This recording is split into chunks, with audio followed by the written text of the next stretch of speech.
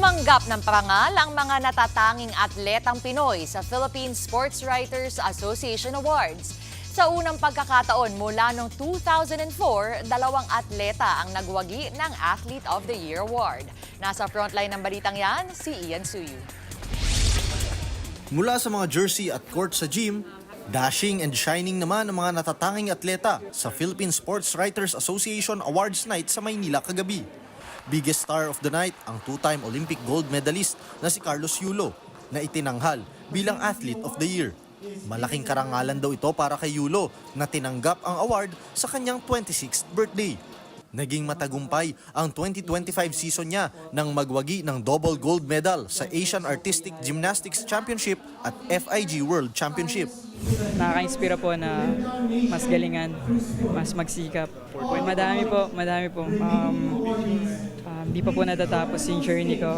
Siyempre, LA Olympics, and after that, hindi pa natin alam kung magtutuloy pa po ako. Pero I can see na kaya kong tagusin yung 2032.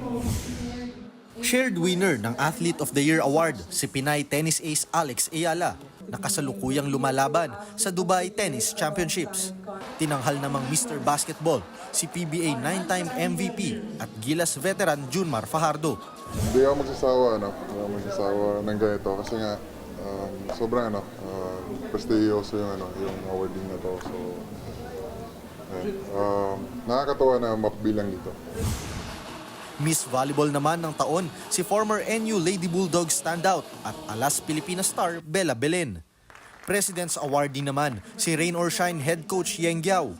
Matatanda ang si Giao ang nasa likod ng matagumpay na landmark decision ng Supreme Court kung saan inutusan nito ang PAGCOR at PCSO na i-remit ang 5% share ng Philippine Sports Commission para magamit ng mga national athletes. I'm very happy for our athletes and for our youth, kasi meron tayong additional funding for our sports requirements, our needs, new centers, new equipment.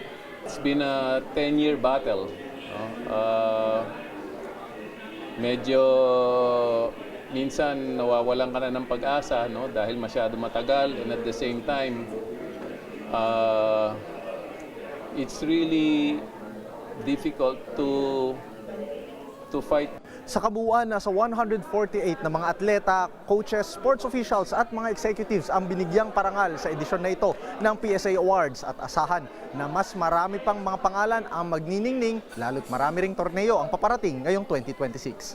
Nagbabalita mula sa Frontline, Ian Suyu, News 5. Mga kapatid, Cheryl Hosing po. Maging maalam at may pakialam sa mga napapanahong issue at headlines. Mag-follow at mag-subscribe na sa social media pages ng News 5.